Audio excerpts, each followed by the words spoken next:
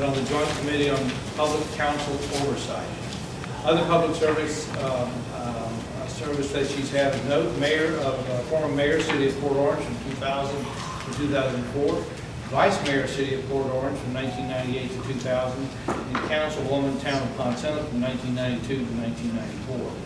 She is an attorney. Her education was from the City University of New York, Hunter College, for a bachelor's degree and a master's from Columbia University Teachers College at St. John's University School of Law. Born in New York City, New York, moved to Florida in 1988 and has a son, Jonathan.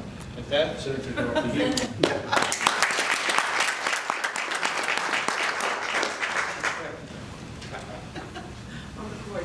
Thank you so much. You know what, I just want to remind everyone, when you asked me to come today, I don't know about you guys, I didn't know that we were going to be graded.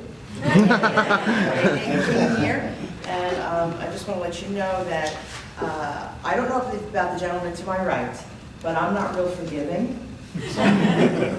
Everything is exemplary. Listen, I stand for election. I have to get votes. That's what I need, right? No. Anyway, thank you so much for having me here. You know what? I learned so much today by listening to these gentlemen. But what's so important is the visual. It's the visual that really grabs you, and that's really important. Before I begin, I want to recognize my legislative assistant, Lindsay Swindle. You all know Lindsay. Stand up. And if you don't know her, go after her, ask her questions, etc., etc. In any event, you know, these gentlemen are looking at implementation and what actually happens on the ground. And obviously, as a legislator, I look at what can we do as a legislature?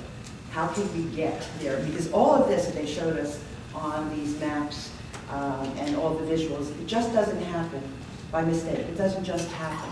It actually happens because somebody has planned for it, somebody has provided the infrastructure for it. So in that, we usually start with the legislature, and I love to take credit for it, obviously, but I'll take credit for it on behalf of all of the people I serve with.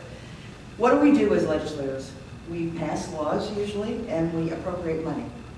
So you pass laws and you appropriate money. Obviously, we do a lot of things in the district, etc., with regard to constituent service. But when we're talking about economic development and job creation, that's how we can have the greatest impact, is by setting a certain policy and a certain tone so that these gentlemen and their departments can move forward and implement those policies. And of course, we have to give you some money to do that too.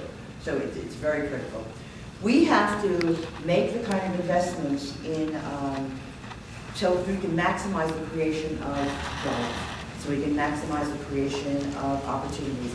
How do we grab those cargoes that are bypassing our ports to make sure they come to our ports? For instance, the numbers that I heard about how much is not coming in through, from Volusia, how much is not coming in through a Florida port. How do we grab that? They should be coming into Florida ports.